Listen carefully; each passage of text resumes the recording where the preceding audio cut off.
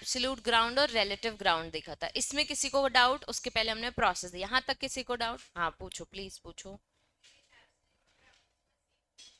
ये वाला, ये वाला, इसमें क्या लिखा है? करंट लैंग्वेज एक वर्ड अपन ने पढ़ा था, ऐसा कोई वर्ड जिसमें आप कॉमन वर्ड्स यूज कर रहे हैं तो वो हम अलाउ नहीं करेंगे। अब जैसे जोमेटो है, जोमेटो एक यूनिक वर्ड है, अगर वो नाम रख देता फूड डिलीवरी और ट्रेडमार्क कराने जाता, क्या उसको मिलता? नहीं। फूड डिलीवरी तो हम नॉर्मली यूज करते हैं ना, इसमें कुछ यूनिकनेस तो है नहीं। तो आप जो करंट लैंग्वेज में हम यूज करते हैं उसको आके अगर बोलोगे कि हमको इसको रजिस्टर करना है तो हम अलाउ नहीं करेंगे। जैसे अगरबत्ती, अगरबत्ती क्या होती है? जो पूजा करने के लिए यूज होती है, हर बार हम यही बोलते हैं अगरबत्ती देना, लेकिन अगर आप इसका अलग से कोई ब्रांड नेम देंगे तो हम अलाउ करेंगे, अगर आप सिर्फ उसको अगरबत्ती दे देंगे तो हम अलाउ नहीं करेंगे। तो anything which consist exclusive of marks और indication which have become customary in common language, कुछ कस्टम से आके कहीं से आके वो कॉमन लैंग्वेज में वर्ड यूज हो गया है, तो अब उसको आप ट्रेडमार्क नहीं करा सकते। ठीक है। उसके बाद, और इन अ बोनाफाइड और establish practice of the trade shall not be registered, जो धीरे धीरे धीरे धीरे बिजनेस करते करते कॉमन वर्ड बन गया है। अब जैसे अभी मैंने एक वर्ड बोला था, जैसे हम कंपनी सेक्रेटरीज जब कोई चीज फाइलिंग्स करते हैं उसको अपन कहते हैं लीगल कंप्लायंसेस। क्या कहते हैं? Legal compliance. अब सर्विसेज देनी है तो आपने अपने वर्ड का नाम रख दिया, कॉमन वर्ड है यार, ये तो हर बंदा यूज करता है कि सर हमारी कंपनी के लीगल कंप्लायंसेस कर दीजिए। अपन ये यूज करते हैं आपकी कंपनी के लीगल कंप्लायंसेस हो गए हैं कि नहीं, तो ये तो in business, in trade, in service common word हो गया ना, तो इसको हम अब रजिस्टर नहीं करा सकते। ठीक है। उसका ब्रांड नेम क्या है? शादी.com। तो सिर्फ शादी वर्ड लेके आता ना तो नहीं मिलता, उसने उसको यूनिकनेस तरीके से ऐड किया, वो इस वर्ड से जाना चाहता है। ठीक है। चलो, अब इसके बाद एक केस देखा था। ठीक है। उसके बाद हमने रिलेटिव ग्राउंड, यहां तक किसी को कोई डाउट? अब रिलेटिव ग्राउंड्स के नीचे एक सेक्शन है आपको 11 सबसेक्शन 6, इधर पे बड़ा बड़ा हेडिंग डाल दो या मार्क कर दो, ये वो वाला आंसर है, well known trademark. Important mark करना बच्चे।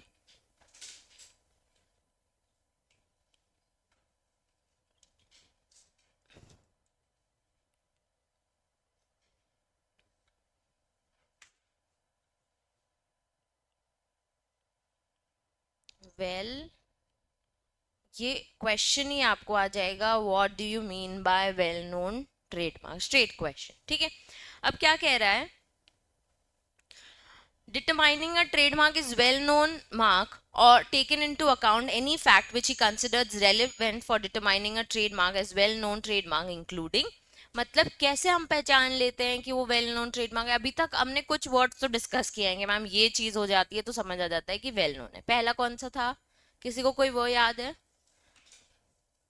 कि? नहीं, वो नहीं बात कर रही हूँ मैं बात कर रही हूँ वेल नोन ट्रेड। रिलायंस क्यों वेल नोन है? सबको पता है। क्यों पता है? गूगल क्यों पता है सबको? सर्च इंजन है, बट कैसे पता है सबको? उसकी गुडविल बहुत अच्छी है, क्योंकि उसकी सेल्स वॉल्यूमिनियस है, क्योंकि वो massive public all over country उसे यूज करता है। ठीक है। बहुत लॉन्ग यूज है, बहुत टाइम से चलते आ रहा है। ठीक है। उसी के ही कुछ पॉइंट्स यहाँ पे दिए हुए हैं। पहला वाला सुरभि रीड करना।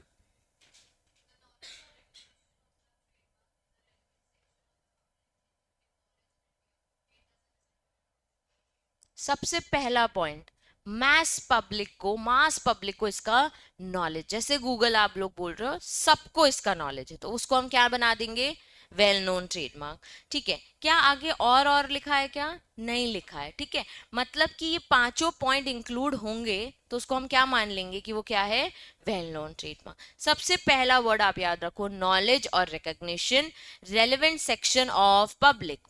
रेलेवेंट सेक्शन मतलब कोर सेक्शन, सबसे 80-90% तो इसको जानते ही जानते हैं। ठीक है। नेक्स्ट पॉइंट क्या लिखा है?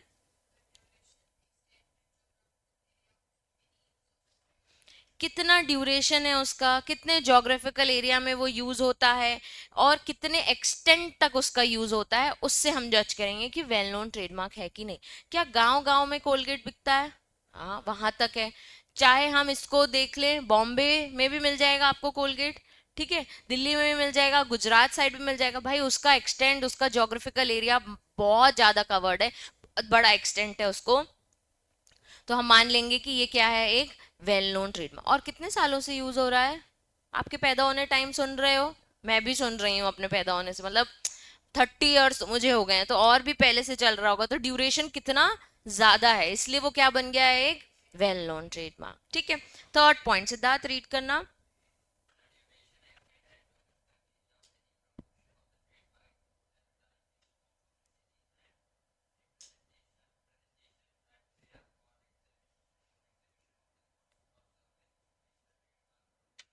अब निरमा की एड सबको याद होगी, वॉशिंग पाउडर निरमा, ये वो पूरी याद होगी। तो उसकी एडवर्टाइज, उसका प्रमोशन ऐसा है कि मास पब्लिक को बिल्कुल पता है कि निरमा मतलब सर्फ, ठीक है, बल्कि मम्मी लोग तो सर्फ बोलती ही नहीं है, निरमा देना, निरमा देना, उस वर्ड, उस ब्रांड नेम से ही वो जाना जाता है। ठीक है, अब एक और चीज बताओ कि जैसे अभी अगर जबलपुर में गरबा वगैरह होता है, अपन जाते हैं, ठीक है, वहां पे फिर स्टॉल्स लगते हैं, ठीक है, स्टॉल्स लगते हैं, तो डोमिनोज का स्टॉल दूर से समझ आ जाता है, क्यों? क्योंकि उसका लोगो, उसका ब्रांडिंग दिख जाता है हमको, हमको मैकडी अगर लगा होगा तो वो भी समझ आ जाएगा। जबलपुर का लोकल ब्रांड देखती हूँ, अगर ओनी पिज्जा है तो भी समझ आ जाएगा कि वो पिज्जा बनाया है, एक आंख मारने वाला लड़का बनाया है उन्होंने। ठीक है, द पॉइंट इज कि उसकी एडवर्टीजिंग इतनी ज्यादा अच्छी है कि हमको अलग से ही रिकग्नाइज हो जाता है, उनका प्रमोशन करने का तरीका इतना डिफरेंट होता है कि हमको अलग से ही वो चीजें याद रहती है। तो अगर आपको वो अलग से याद है तो वो क्या है, वेल नोन ट्रेडमार्क। सबसे पहले बोल दिया नॉलेज, दूसरा बोल दिया duration and extent and geographical area, तीसरा अगेन बोला कि उनका duration, extent, geographical area in promotion case, in advertising वाला केस भी इतना मास पब्लिक में है कि वो क्या बन गया है, वेल नोन ट्रेडमार्क। ठीक है, किसी को यहां तक कोई डाउट? उनका उनका कहना है इंक्लूडिंग, प्रमोशन में इंक्लूड कर रहे हैं वो advertising, publicity, presentation at fairs और exhibitions of goods and services, इसलिए उनको वेल नोन ट्रेडमार्क है, क्योंकि वो मास पब्लिक को समझ आ जाता है। Fourth point Siddharth.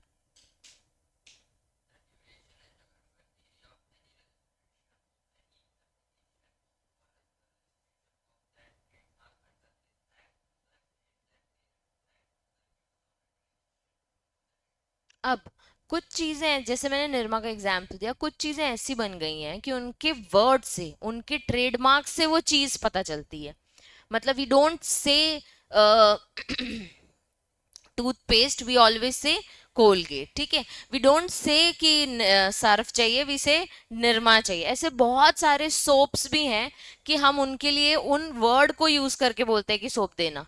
ठीक है, ऐसी बहुत सारी चीजें हैं जो हम अब अभी अपन तो फोन ही बोलते हैं, पर बाहर जाओगे तो आईफोन को आईफोन बोलते हैं, भैया ये फोन है, आईफोन इसके ब्रांड का नाम है। ठीक है, तो इसके लिए द पॉइंट इज कि कुछ ब्रांड्स इतने ज्यादा सक्सेसफुल हो गए हैं कि उस प्रोडक्ट का रिकग्निशन उनके ब्रांड नेम से किया जाता है। ठीक है, अब अपनी जनरेशन में देखते हैं, आज हमको ऑर्डर प्लेस करना होता है, हमारे पेरेंट्स भी सीख गए, मतलब मेरे पेरेंट्स भी, they don't say online order कर दो, वो कहते हैं जोमेटो कर लो। हाँ, ऑलवेज ऑलवेज कभी भी बोलते हैं कि कोई चीज डिलीवरी करनी है इधर से उधर पास ऑन कराना, रैपिडो कर दो, ये नहीं बोलेंगे कि यार तुम वहां से यहाँ पहुंचा दो, नहीं, तो वो ब्रांड नेम से वो चीज का, प्रोडक्ट का चीज समझ आती है। अच्छा, दे आर सेइंग कि हमको फूड ऑर्डर करना है, हमको ये चीज यहाँ पे डिलीवर कराना है, तो ये अगर इस तरीके का रिकग्निशन आ गया है तो वो क्या है, well known trademark. The point is कि हमको चारों पॉइंट समझते हैं, पर हमको याद इस तरीके से करने हैं। ठीक है, लास्ट वाला तनिष्क।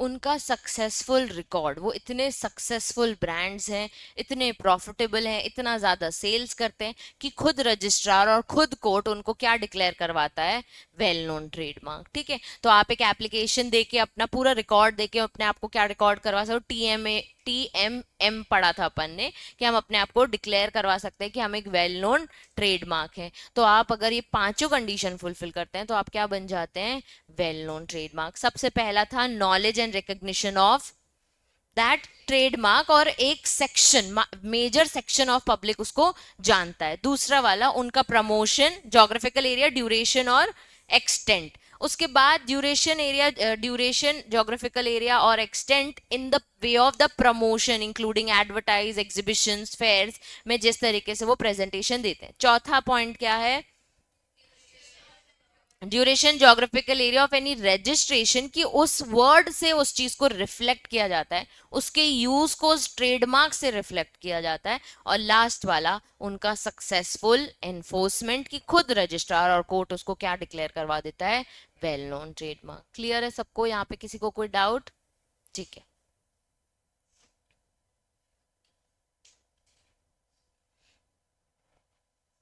सबसे पहले वाले पॉइंट में लिखो पब्लिक अवेयरनेस।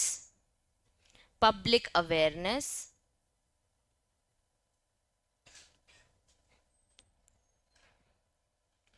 दूसरे वाले में how long it has been used,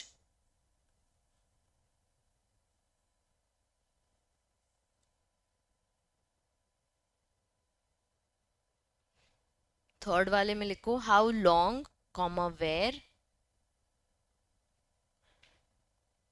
it has been used or advertised.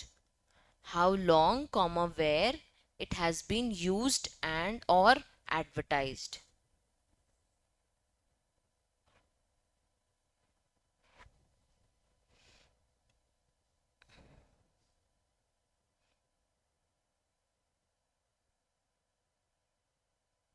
उसके बाद पॉइंट में लिखो इट रिफ्लेक्ट्स, नहीं फोर्थ पॉइंट में it reflects the use dash brand name.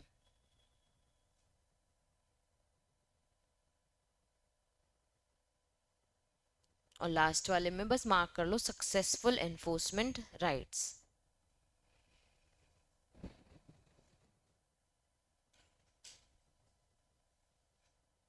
ठीक है। अब सेक्शन 11 का सबसेक्शन 6 देखा, अब 7 देख रहे हैं। ठीक है, हाँ हेडिंग्स हैं, आप जब रिवीजन करोगे ना तो ये 5 पॉइंट्स भी आपको याद हो गए तो आप सेंटेंस फ्रेम कर पाओगे।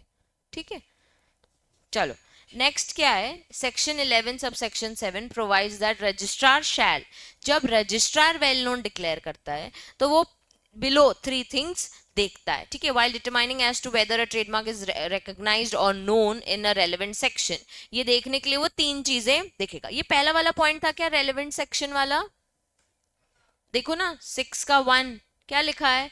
Relevant section of public. तो ये कैसे पता चलेगा रेलेवेंट सेक्शन ऑफ पब्लिक है? वो पॉइंट का समझा रहे हैं। ठीक है, सबसे पहला वो बोल रहे हैं नंबर ऑफ एक्चुअल और potential consumers of goods and services. तो वो एक्चुअल में काउंट करेंगे कितने रिपीटेड कंज्यूमर्स हैं आपके, कितने ऑर्डर्स आपको आते हैं। Next point number of person involve in the channel of distribution of goods and service. जैसे मैंने आपको बताया कि कोलगेट कहीं पे भी जाओ मिल जाएगा, everywhere you will get it.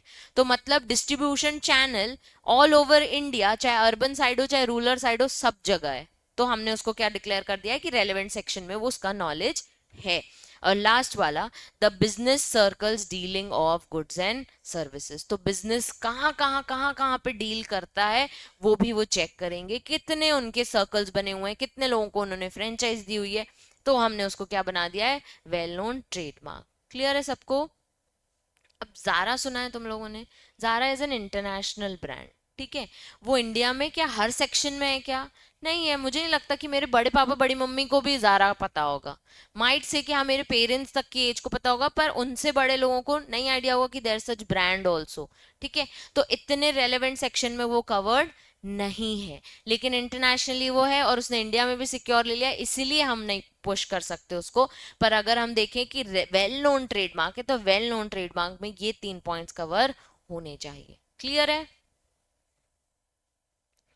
where the trademark is determined to be well known in at least one relevant section of the public in India or by any court or registrar, the registrar shall consider trademark as well known trademark for the registration under the act. तो अगर आप एक area में भी बहुत ज्यादा famous हो गए हो, एक सेक्टर मतलब नॉर्थ साउथ ईस्ट वेस्ट को एक सेक्टर साइड भी अगर बहुत फेमस हो गए हो, तो रजिस्ट्रार आपको रजिस्ट्रेशन दे देगा किस चीज का, वेल नोन ट्रेडमार्क का। ठीक है, एक बार रिवाइज करते हैं फटाफट बच्चे। हम देख रहे हैं सेक्शन 11, कौन सा सेक्शन देख रहे हैं, 11 का सब सेक्शन 6 किसको डिफाइन करता है, वेल नोन ट्रेडमार्क को। वेल नोन ट्रेडमार्क तब कहता है रजिस्ट्रार जब ये पांचों पॉइंट्स वो इंक्लूड करते हैं। ठीक है, पहला पॉइंट क्या है, नॉलेज और recognition in relevant section of public. दूसरा वाला क्या कह रहा है, ड्यूरेशन।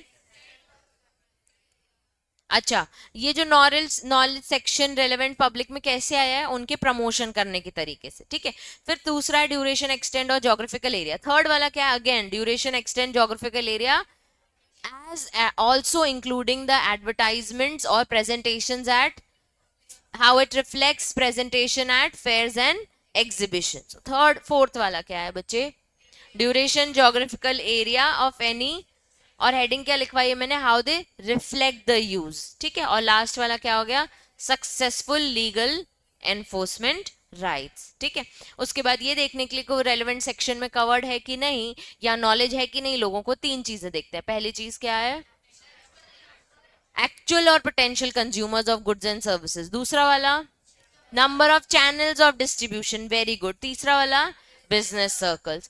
ऐसे ही याद होना चाहिए, अपने मन से मत लिख के आ जाना कि वो बहुत it is a famous brand known in India, ऐसा कुछ भी नहीं चाहिए। ठीक है, यही वर्ड चाहिए, actual potential consumers, distribution channels, और लास्ट वाला क्या है, बिजनेस सर्कल्स। ठीक है, when a trademark has been determined।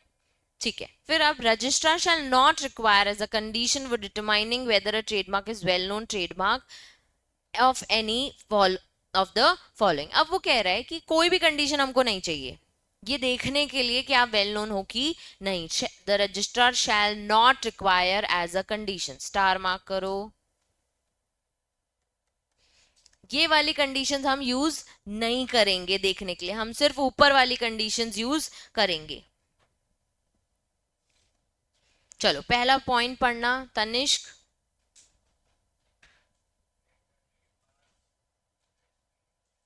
अगर आप ये बोल दो भैया हमारा ट्रेडमार्क इंडिया में यूज होता है, तो हम क्या वेल नोन दे दें आपको, नहीं, हम ये कंडीशन नहीं देखेंगे, हम ऊपर वाली कंडीशन देखेंगे। फिर क्या है next point,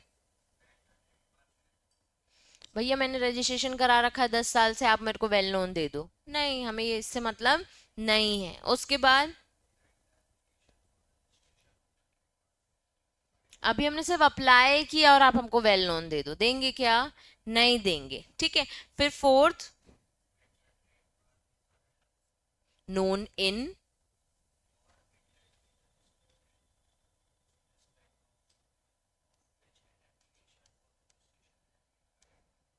any jurisdiction in India. वही मैं आपको जो बोल रही हूँ कि इंडिया के बाहर आपका भैया वेल नोन होगा, इंडिया में वेल नोन बनाना है तो पहले तो हमारी पब्लिक को अट्रैक्ट कर दो, उनको आपकी एड याद होनी चाहिए, तो हम आपको वेल नोन देंगे, वरना हम आपको नहीं देंगे। ठीक है, और लास्ट वाला पॉइंट क्या है, लास्ट वाला पॉइंट क्या है, दैट द,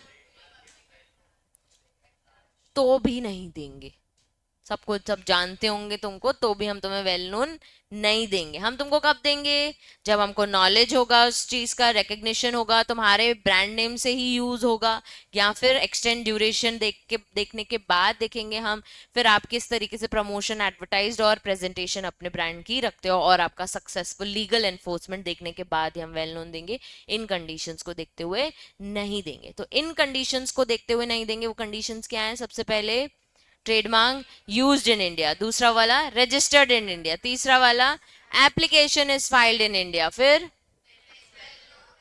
वेल नोन है, हैज बीन रजिस्टर्ड और any jurisdiction which is other than India, और लास्ट वाला इट इज यूज्ड बाय या known by public at us. Known है ना, यूज तो नहीं है ना आपका, तो इसलिए हम आपको वेल नोन नहीं देंगे। इंपॉर्टेंट मार्क करो।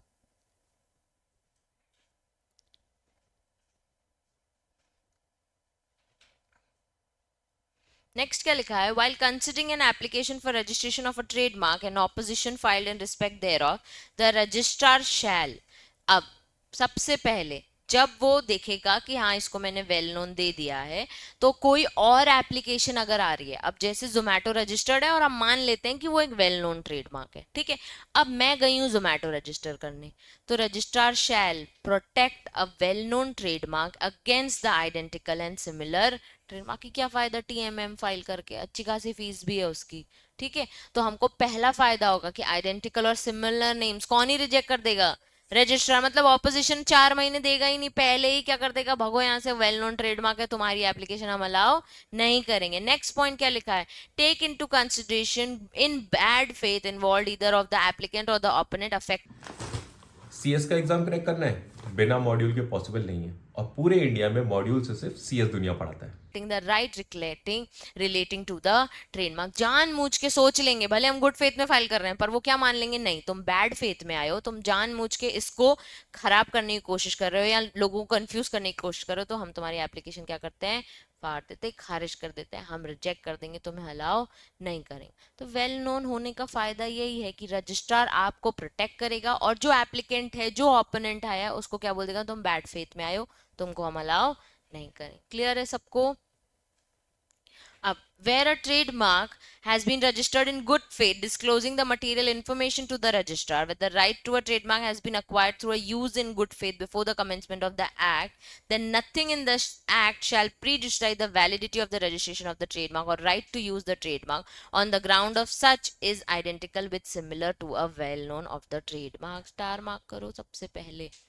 वो कह रहा है कि अगर कोई जेन्यूनली आया है एक गुड फेथ में, हम एग्जाम्पल जोमेटो का देख रहे थे, सपोज ट्रेडमार्क एक्ट आने से पहले ही कोई दादाजी जोमेटो नाम से अपनी एक दुकान चला रहे हैं, ठीक है, और किराने की दुकान है, फूड ही मिलता है, सब कुछ है, ठीक है।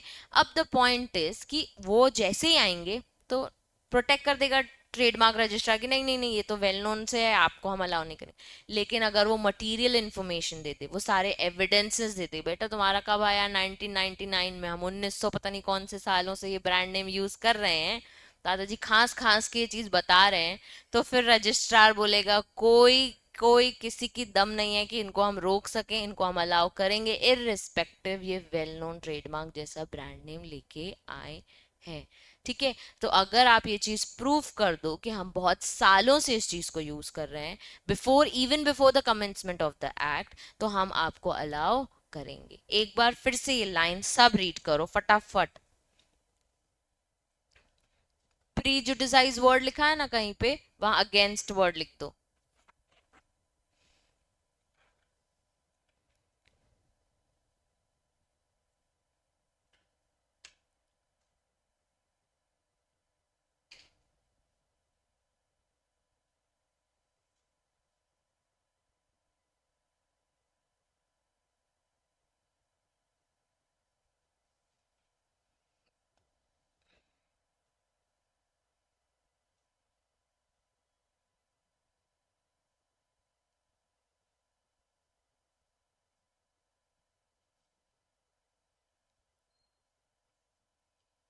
Done?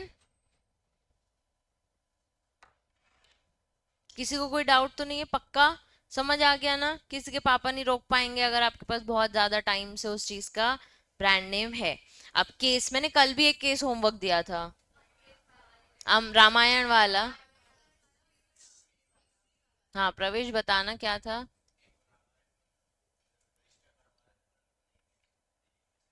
Very nice. Ramayan word आप नहीं ले सकते क्योंकि वो क्या है, रिलीजियस सेंटिमेंट। अब आपको क्वेश्चन ऐसा ही आने वाला है, अभी नहीं तो प्रोफेशनल में आ जाएगा, ठीक है, कि एक ऐसा ब्रांड नेम लेके आ रहे हैं, ये वो तो आपको बताना है कि नहीं, ये एब्सोल्यूट ग्राउंड्स के अंदर कवर होता है। एब्सोल्यूट ग्राउंड का सेक्शन क्या है, 9 सेक्शन, ठीक है, 9 सेक्शन में कवर्ड होता है, और हम इसको अलाउ नहीं कर सकते, तो hence registry will not allow this brand name.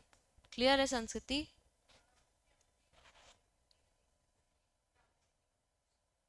तो रजिस्टर्ड नहीं होगा ना वो, ट्रेडमार्क नहीं मिलेगा।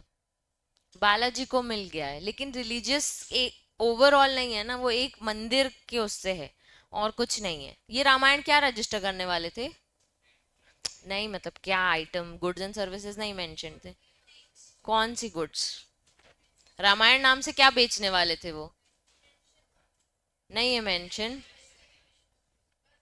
क्लास भी नहीं लिखी।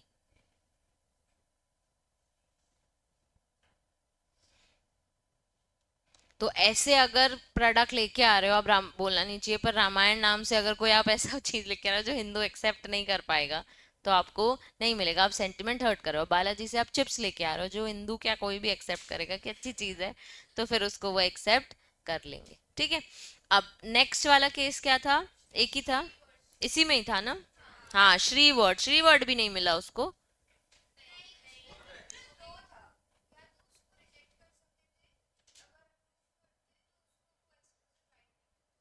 कौन सा ट्रेडमार्क का? कुछ चेंजेस करने बोला होगा उसको।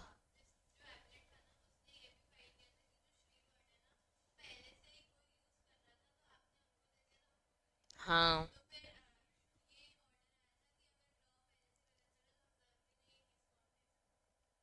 अच्छा, मतलब एक बार हमने अप्रूव कर दिया है तो हम वापस डिनायल नहीं कर सकते किसी को, क्योंकि हमने एक बार डिसीजन ले लिया है ऑन गुड फेथ। ठीक है। तो कई बार कोर्ट है, इंसान है, गलती होती है, तो उसने उसने एक ऐसी चीज, जैसे एक ऐसा ग्राउंड को कि अगेंस्ट जाके एक श्री वर्ड का ट्रेडमार्क किसी को दे दिया। फिर जब सेकंड पर्सन आया सिमिलर नेम लेके, तो उसको नहीं दिया, और उसको रीजन दिया कि एब्सोल्यूट ग्राउंड में या रिलेटिव ग्राउंड में आप कवर होते हो तो आपको ये नाम नहीं मिल पाएगा। तो उसने बोला अरे पहले वाले को तो दिया था। तो उन्होंने बोला पहले वाले में हमसे गलती हो गई थी, दोबारा हमसे हम वो गलती दोबारा नहीं करेंगे। वही तो हो गया ना, अब डिसीजन ले लिया तो नहीं करेंगे ना। अब मैं तुम लोगों को क्या बता रही थी, पहले तो तुम लोग सब अपने लिए क्लैप बचाओ, केस बहुत अच्छे से पढ़ के आए हो सब। Good, very good. अब एक और केस है, होमवर्क लिखो, शिमला।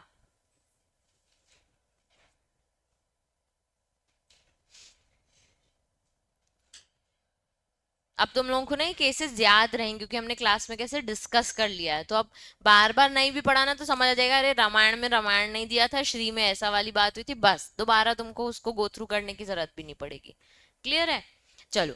अब एक हेडिंग है, आपको हेडिंग ध्यान से देखो क्या लिखा है। Prohibition of registration of names of chemical elements और इंटरनेशनल नॉन प्रोप्राइटरी नेम्स। आप अगर ये केमिकल एलिमेंट्स लेके आओगे, पैरासिटामॉल बोल दो रजिस्टर करना है, वो एक केमिकल का नाम है, मेडिसिन का नाम अलग अलग आता है उसमें।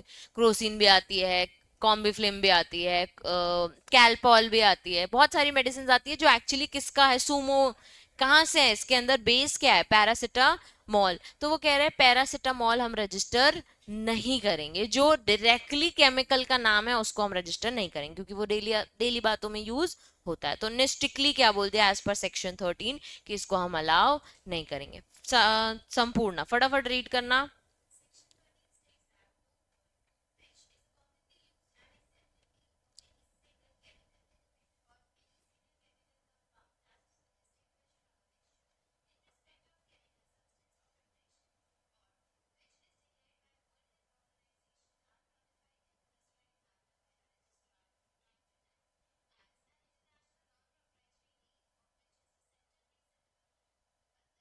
To such name.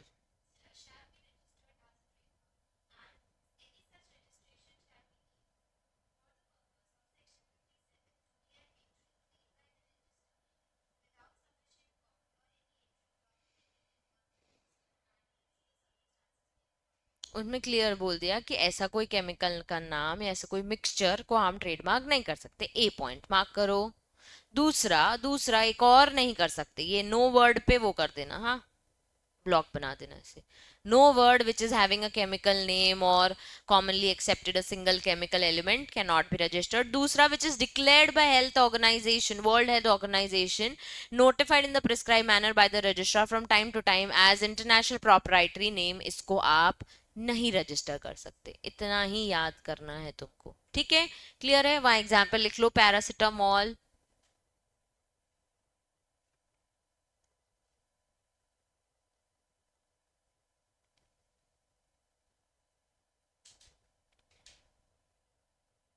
ठीक है। अब क्या कह रहा है देखो, अब हेडिंग देखो क्या लिखी है। Use of name and representations of living person और पर्सन रिसेंटली डेड। मैं विराट कोहली के नाम से ब्रांड चालू कर लूं? क्यों? हाँ, तो खुद तो यार मैं साक्षी तो रजिस्टर करा ही सकती हूँ यार, पर Virat Kohli is a famous name. ठीक है। बस मुझे उससे कंसेंट लेनी पड़ेगी।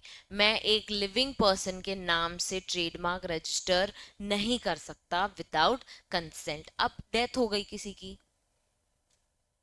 अभी क्या ऋषि कपूर के नाम से ब्रांड नेम खोलना है यार मेरे को, तो उनके रिप्रेजेंटेटिव उनके क्या बोल रहा है? ऋषि कपूर को भूल गया है तू? अच्छा नहीं, ऋषि कपूर नहीं, ऋषि कपूर, रणबीर कपूर के पापा। ठीक है, तो उनका ब्रांड नेम नहीं खोल सकते क्योंकि मुझे फिर रणबीर कपूर से जाके क्या लेनी पड़ेगी? कंसेंट लेनी पड़ेगी। फिर मैं, तुम लोग तो मस्त इंटेलिजेंट हो गए। When an application is made for registration of trademark which falsely suggest a connection with a living person और a person whose death taken place कितने साल पहले? विद इन 20 ईयर्स, मतलब अभी 20 साल भी नहीं हुए हैं, अभी चल रहे हैं, पिछले 20 साल में ही उनकी डेथ हुई है ऐसा मानो। और date to the date of application, prior to the date of application registration of trademark, the registration में before he proceeds with the application require mark करो the applicant to furnish with the consent in writing of such living person as the case may be or of the legal representative of a person who is deceased person। deceased मतलब जिसकी death हो चुकी है। एक बार यहाँ पे जगह है ना नीचे, इसके नीचे लाइन लिखो।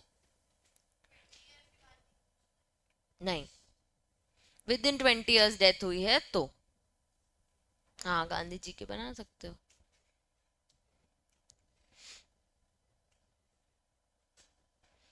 लिखो T M falsely suggesting, T M falsely suggesting connection with living person,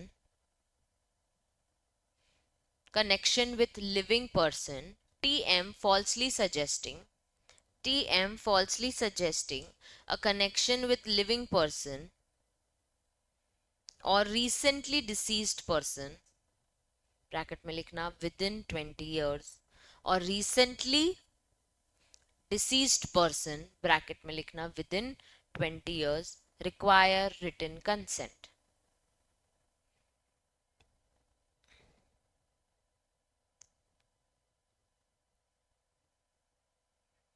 written consent, हाँ वो कर सकते हैं। मतलब खुद रणबीर कपूर को कुछ अपने पापा का लाना है तो वो लेके आ सकते हैं। ठीक है, तो अब कितने लोग हैं ना अपने दादाजी परदादाजी के नाम पे ब्रांड चलाते ही हैं, हाँ प्रेडिसर्स। अब नेक्स्ट क्या है? Withdrawal of acceptance. ठीक है, एक्सेप्टेंस कहाँ पढ़ा था अपन ने? फ्लो में, वर्क फ्लो में, या फिर अपन ने प्रोसेस में?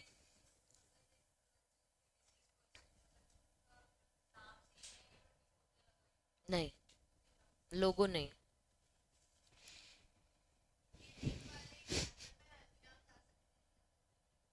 कौन से वाले एग्जाम्पल में? हल्दीराम्स तो उनकी फैमिली में ही से आता है ना, ओनर के। वही तो उसने पूछा कि अपने फैमिली वाले यूज कर सकते हैं, हाँ कर सकते हैं। अब तो वह वेल नोन ट्रेडमार्क में कवर्ड हो गया। तो लिविंग पर्सन की फोटो सिर्फ सेलिब्रिटी की आती है, तुम्हारी नहीं आती। सेलिब्रिटीज की क्योंकि गूगल पे मिली हुई है फोटो। अब यही चीज को तुम जाके ट्रेडमार्क रजिस्टर करा लो, फुर्जली की फोटो पे उसकी आती है यार। आजकल तो अनन्या पांडे की तो रील भी फेमस हुई है, वो ट्रेडमार्क रजिस्टर कराएंगे तो वो नहीं देंगे, पहले अनन्या पांडे की क्या लेके आओ, रिटर्न का। प्रॉब्लम ये नहीं है कि मार्केट में चल नहीं रहा है, सब चल रहा है, रजिस्ट्री एक्सेप्ट नहीं करेगी अगर ट्रेडमार्क कराने आओगे। अब तुम उसको प्रोटेक्शन लेने आओगे तो हम नहीं देंगे। ठीक है, तो जैसे अभी हम पूरा ट्रेडमार्क एक्ट पढ़ रहे हैं, हाँ ये नहीं हो सकता वो नहीं हो सकता, तुमको सबको लगता होगा कि यार इतना स्ट्रिक्ट है, लेकिन क्या कॉपी नहीं मिल रहे हैं? सब चीज के मिल रहे हैं, हर ब्रांड का दूसरा एक कॉपी आपको मिलेगा, फिफ्थ कॉपी भी मिलेगा।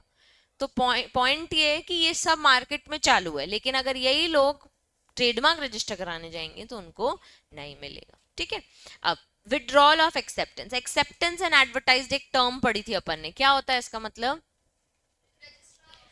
वेरी गुड, रजिस्ट्रार ने एक्सेप्ट कर लिया कि अब हम आपका क्या कर देंगे, ब्रांड रजिस्टर कर देंगे। ठीक है, या फिर हम इसको एडवर्टाइज के लिए अलाउ कर देंगे, जर्नल में पब्लिश कर देंगे। अब 4 महीने ऑपोजिशन आने हैं तो आने देंगे। अब वर्ड क्या लिखा है, विड्रॉल। मतलब रजिस्ट्रार को अगर लगा कि यार मैंने गलती से दे दिया है, कुछ ना कुछ कमी तो है इसमें, कुछ एररनेसली मेरे से अलाउड हो गया, एक्सेप्टेड हो गया, तो अब मैं उसे क्या कर सकता हूँ, विड्रॉ कर सकता हूँ। उन्होंने एक सेक्शन दे दिया है इसके लिए हमको, section 19, that after the acceptance of the application of the for the registrar for registration of trademark but before it's registration, तो एक्सेप्ट कर लिया, अभी रजिस्टर नहीं किया, मार्क करो, बट बिफोर द रजिस्ट्रेशन।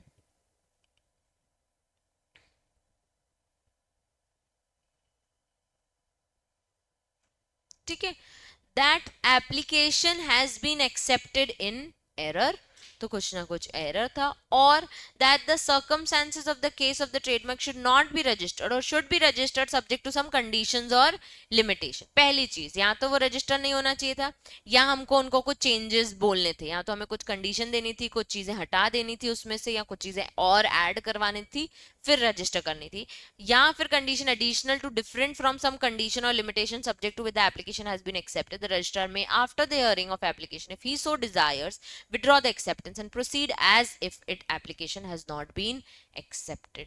तो दो पॉइंट याद रखने, कोई एरर है तो विड्रॉ कर लेंगे, दूसरा या तो हमें कोई कंडीशन या लिमिटेशन लगानी थी, या फिर कोई ऐसी एडिशनल कंडीशन और लिमिटेशन जो कहीं पे प्रिस्क्राइब नहीं है, वो भी रजिस्ट्रार को अगर लगानी थी तो वो विड्रॉ कर सकता है, और विड्रॉ करने के बाद हम कैसे मानेंगे एप्लीकेशन को, as if it was never accepted. ठीक है, यहाँ पे सेकंड पॉइंट में एक लाइन लिख लो बच्चे, तो नहीं किया ना, लेकिन उन्होंने विड्रॉ, हमने अलाउ किया है, उन्होंने नहीं विड्रॉ किया, पहली बात, और श्री रजिस्टर्ड था, फिर उसके बाद उनको पता चला, यहाँ पे विड्रॉल कब हो रहा है, बिफोर द रजिस्ट्रेशन, एक्सेप्टेड है लेकिन रजिस्टर्ड अभी नहीं है, एक्सेप्टेड होने के बाद पब्लिश होता है, पब्लिश अभी हो गया है लेकिन एक्सेप्टेंस हम पहले ही क्या ले रहे हैं, वापस ले रहे हैं। क्लियर है सबको?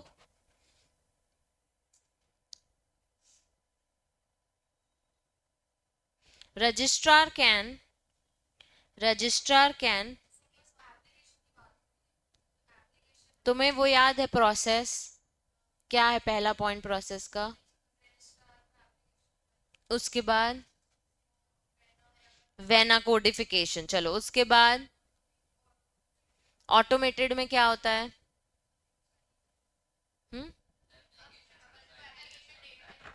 एप्लीकेशन डेट अलॉट हो जाती है, उसके बाद एग्जामिनेशन होता है, एग्जामिनेशन में वो आपसे मांगते हैं कुछ कुछ डेटा, ठीक है, आप वो डेटा दे देते हो, वो खुश हो जाते हैं, तो वो क्या कर देते हैं, जर्नल में पब्लिश कर देते हैं, और लिखा है it is accepted and published in journal. Journal में पब्लिश करने का मतलब क्या है, पब्लिक के लिए हमने छोड़ दिए 4 महीने, आप ऑपोजिशन ले सकते हो, तो वो 4 महीने से पहले डिपार्टमेंट ने क्या कर दिया था, एक्सेप्ट कर दिया था, अब वो अपनी एक्सेप्टेंस वापस ले सकता है, हाँ, पब्लिकेशन इन जनरल में को रोक सकता है, हाँ रोक सकता है। क्लियर है, 4 महीने के पहले। चलो अब लिखो, रजिस्ट्रार कैन, रजिस्ट्रार कैन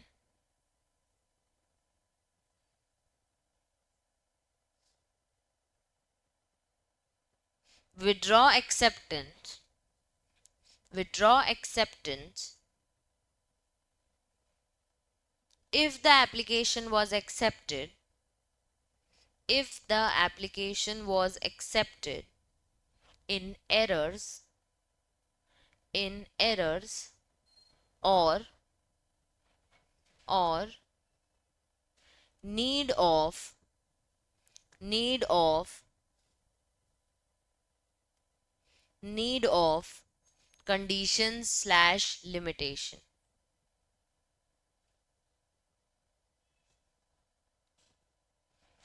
ठीक है, पेन रखना नहीं, इसके नीचे वाली हेडिंग क्या है, एडवर्टाइज, ये आपको भी पता है, एक्सेप्टेंस एंड क्या कर देता है, एडवर्टाइज। एडवर्टाइज मतलब क्या, पब्लिक को अलाउ कर दे, भैया एक ऐसा नाम का ट्रेडमार्क आया, आपको ऑब्जेक्शन लेना है क्या, हाँ लेना है, तो एडवर्टाइज में लिखो accepted applications, accepted applications are advertised, accepted applications are advertised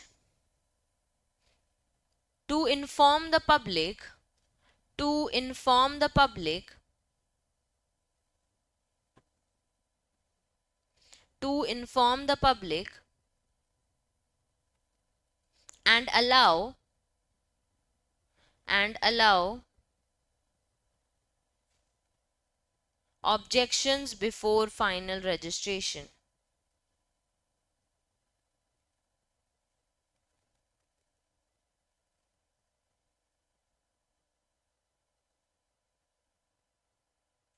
And allow objections before the final registration.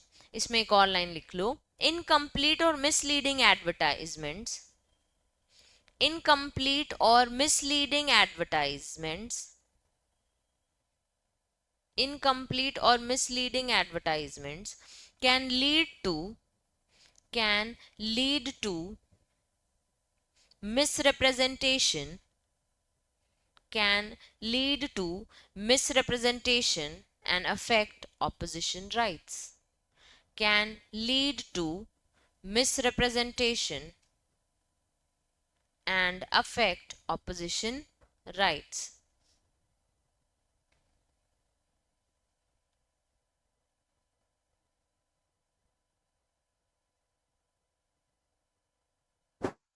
अब बस हमारा क्या, इसके बाद हम रजिस्ट्रेशन पढ़ेंगे, फिर सीधे आ जाएंगे कहाँ पे, इन्फ्रिंजमेंट में।